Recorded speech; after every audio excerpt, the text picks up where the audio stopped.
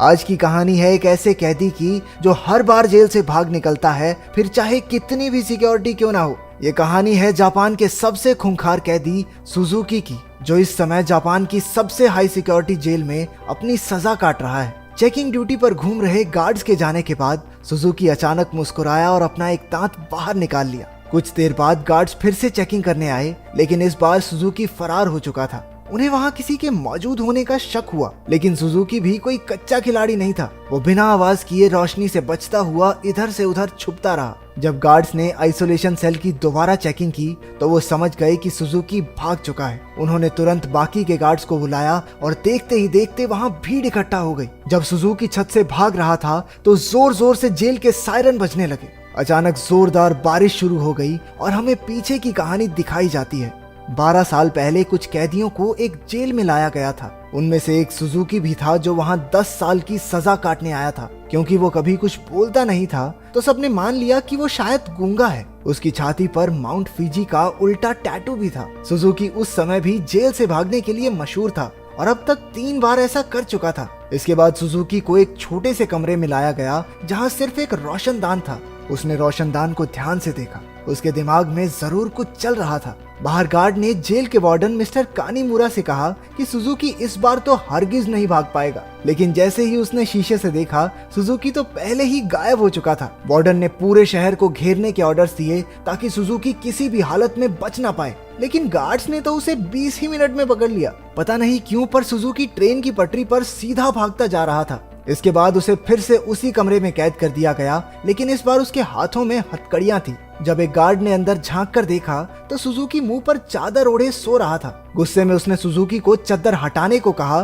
क्योंकि वो कोई चांस नहीं लेना चाहते, लेकिन जब बार बार कहने पर भी उसने चादर नहीं हटाई तो गार्ड्स ने मिलकर उसकी बुरी तरह पिटाई की। अगली सुबह वार्डन ने सुजुकी के सारे पुराने रिकॉर्ड्स निकाले। ध्यान से पढ़ने पर उसे पता चला कि जब भी सुजुकी जेल से भागता है तो हर बार वो ट्रेन की पटरी पर ही पकड़ा जाता है। रात को वार्डन गार्ड्स के साथ चेकिंग पर निकला। वो सुजुकी के सेल में पहुंचकर हैरान रह गए क्योंकि उसने किसी तरह अपनी हथकड़ियां खोल दी थी। गुस्से में गार्ड्स ने उसे मारते हुए पूछा, कैसे खोली हथकड़ियां? हाँ, कैसे खोली हथकड़ियां? लेकिन हमेशा की तरह सुजुकी चुप रहा।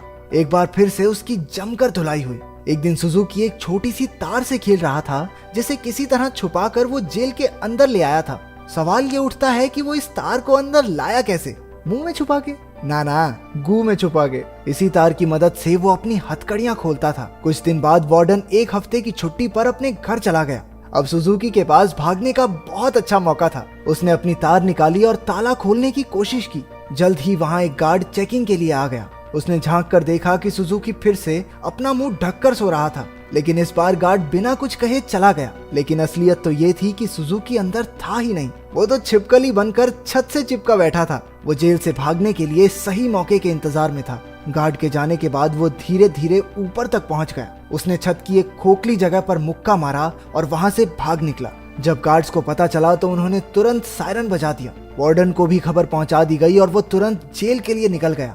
अगली सुबह पुलिस वाले सुजुकी को पकड़ने का प्लान बना रहे थे। तभी वार्डन भी वहां पहुंच गया। उसने कहा कि सारे प्लान छोड़कर सिर्फ एक टीम पास की ट्रेन की पटरियों पर भेज दो। ऑफिसर्स को भी लगा, अरे बूढ़ा हो गया वार्डन, दिमाग सठिया गया इसका, अरे वो पागल थोड़ी है, हर बार सेम जगह जाएगा। लेकिन जब वार्डन ने उन्हें विश्वास दिलाया कि उसे 100% भरोसा है कि सुजुकी वहीं मिलेगा, तो उन्होंने उसकी बात पर भरोसा करके टीम भेज दी और उसकी बात सच भी निकली। सुजुकी को एक बार फिर से ट्रेन की पटरियों पर पकड़ लिया गया। जेल से निकलने में तो ये चाचा चौधरी बन जाता है, कंप्यूटर से तेज दिमाग। बाद में क्या हो जाता है इसे? क्योंकि वार्डन की सूझबूझ की वजह से सुजुकी पकड़ा गया तो उसके काम से खुश होकर उसे प्रमोट कर दिया गया। अब वो एक बड़ा ऑफिसर बन चुका था जो देश की सारी जेलों में जाकर कैदियों की हालत की चेकिंग करता था। उधर सुजुकी एक बार फिर से भाग निकला और फिर से पटरियों पर पकड़ा गया। हर साल उसे एक नई जेल में भेजा जाता जिसमें और ज्यादा टाइट सिक्योरिटी होती, लेकिन वो हर जगह से बचकर निकल जाता था।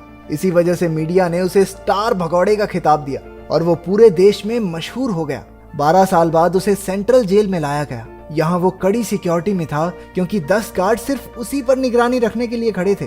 उसका कमरा भी पूरी तरह सीमेंट से बना था और दरवाजे पर कई ताले थे। ये वही आइसोलेशन सेल है जो हमने कहानी की शुरुआत में देखा था।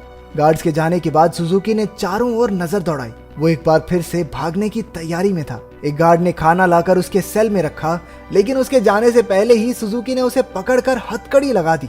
गार्ड ने तुरंत सीटी बजा दी, जिससे कई और गार्ड्स वहां आ पहुंचे। उन्होंने मार मार कर उसकी बुरी हालत कर दी। होश आने पर सुजुकी ने दरवाजे से गार्ड्स को जाते देखा। उसके चेहरे से खून टपक कर लोहे की सलाखों पर गिर रहा था। अगली सुबह गार्ड्स ने उसकी हथकड़ियों पर कुछ और पेंच कस दिए ताकि इस बार वो उन्हें खोल ना पाए।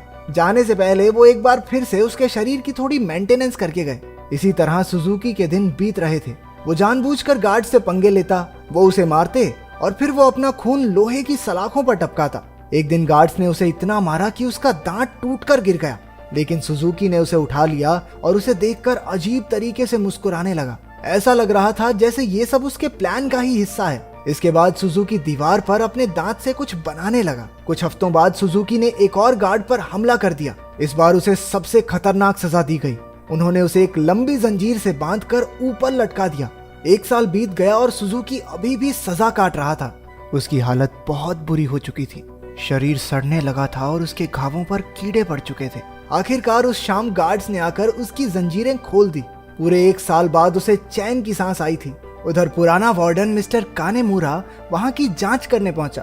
उसने आइसोलेशन सेल में जाकर देखा कि सुजुकी की हालत बहुत खराब थी, लेकिन वो उसे नजरअंदाज करके वहां से चला गया। इसके बाद वही रात आई जहां से कहानी की शुरुआत हुई थी। जब बाहर बिजली कड़कने लगी तो सुजुकी ने अपने प्लान को अंजाम दिया। उसने अपना दांत निकाला और हथकड़ियों के पेंच खोलने लगा। असल में सुजुकी दीवार पर दांत से कुछ बनाता नहीं था, बल्कि वो तो उसे घिस घिस कर तीखा कर रहा था ताकि उसके इस्तेमाल से पेंच खोल सके। हथकड़ियों से आजाद होकर उसने दरवाजे पर जाकर लोहे की सलाखों को धक्का देना शुरू किया। लगातार खून टपकने की वजह से सलाखों पर जंग लग चुका था। कुछ ही पलों में सलाखें टूट गई और सुजुकी जेल से फरार हो गया। इसके बाद सुजुकी के जन्म की कहानी बताई गई। उसके पैदा होते ही उसकी माँ की मौत हो गई थी और उसका बाप जेल में सड़ रहा था। इसी वजह से वो अपने रिश्तेदारों के घर पला। एक दिन सुजुकी जंगल में प्रैक्टिस कर रहा था जब उसे दूर से एक आदमी आता दिखाई दिया। ये कोई और नहीं उसका बाप था। उन्होंने कुछ समय बातें की और तभी उसने अपने पिता की छाती पर माउंट फीजी का एक टैटू देखा। बदकिस्मती से जल्द ही वहां कुछ पुलिस वाले आ गए जो सुजुकी के पिता को पकड़ना चाहते थे। वो उन्हें देखकर रेल की पटरी पर सीधा सीधा भागने लगा। इस दिन सुजुकी ने कसम खाई कि एक ना एक दिन अपने पिता से जरूर मिलेगा। वर्तमान समय में सुजुकी फरार होकर एक बार फिर से पटरियों पर दौड़ रहा था। मिस्टर कानीमुरा ने पीछे से उसे रुकने के लिए आवाज दी और हैरानी की बात यह थी कि वो रुक भी गया। कुछ ही देर में गार्ड्स की एक टीम आकर उसे पकड़कर ले गई। देश की सबसे कड़ी सिक्योरिटी की जेल भी सुजुकी को नहीं रोक पाई, इसलिए मिस्टर कानीमुरा ने उसे धरती की सबसे खतरनाक जेल प्रिजन आइल में भेजने के ऑर्डर्स दे दिए। प्रिजन आइल किसी मामूली जेल की तरह नहीं थी। वो समंदर के बीचों बीच बनी थी जहां लगातार तेज बहाव रहता था और सबसे जरूरी बात वहां ट्रेन की पटरी तो बिल्कुल नहीं थी और तो और समंदर शार्क्स से भरा हुआ था, इसलिए वहां से भागकर बच निकलना एकदम नामुमकिन था। जेल के अंदर के हालात भी इतने ही खतरनाक थे। पूरी जेल में चारों ओर हजारों गार्ड्स थे और अगर कोई कैदी भागने की कोशिश करता तो उसे देखते ही गोली मार देने के ऑर्डर्स थे। जब सुजुकी वहां पहुंचा तो उसे तुरंत उसके सेल में बंद कर दिया गया। वो कोई कमरा नहीं बल्कि कुछ रॉड्स थी जिन्हें सुजुकी के शरीर के आसपास ऐसे जोड़ दिया गया था जिससे भागना तो दूर वो हिल डुल भी ना सके। उधर कानीमुरा ने जेल की लाइब्रेरी में जाकर सुजुकी के बारे में जानकारी निकालनी शुरू कर दी। ढूंढने पर उसे कुछ पुरानी फाइल्स मिली जिन्हें वो पढ़ने लगा। उधर जेल में सुजुकी ध्यान लगाकर खड़ा था। हालांकि बाकी लोगों के लिए वहां से भागना नामुमकिन था, लेकिन सुजुकी के दिमाग में कुछ तो खिचड़ी पक रही थी। अचानक उसने अपने दोनों कंधों को डिसलोकेट कर लिया और उस छोटी सी जगह से सिकुड़कर धीरे धीरे बाहर निकलने लगा। एक कैदी ने उसे ऐसा करते देख लिया, लेकिन वो इतना नशे में भंट था कि कुछ बोल नहीं पाया। उधर कानीमुरा अभी भी अपनी रिसर्च कर रहा था कि जेल के सायरन बजने लगे। हालांकि परेशान होने की बजाय जेल का वार्डन खुश हो गया, क्योंकि वहां से बचकर निकलने का कोई रास्ता था ही नहीं। ऊपर से आज सारे गार्ड्स को एक कैदी को गोली मारने का मौका मिलेगा। मिस्टर कानीमुरा ने उसे समझाने की कोशिश की कि सुजुकी कोई आम कैदी नहीं है, लेकिन वार्डन ने उसकी बात को नजरअंदाज कर दिया। अगली सुबह कई गार्ड्स को बंदूकें देकर पूरे आइलैंड में फैला दिया गया। वार्डन अपने आदमियों को कुछ समझा रहा था कि वहां मिस्टर कानीमुरा आ गया। उसने वार्डन को बताया कि सुजुकी असल में अपने बाप को ढूंढने आया है जो इसी आइलैंड पर कैद है। ये सुनकर सब हक्के बक्के रह गए और तभी सुजुकी की असलियत का खुलासा हुआ। असल में अब तक जो भी हुआ वो सब सुजुकी के प्लान का एक हिस्सा था। वो बार बार जेल से भागकर जानबूझकर पकड़ा जाता था ताकि आखिरकार प्रिजन आइल तक पहुंच सके। उसका असली मकसद था अपने पिता को आजाद करवाना।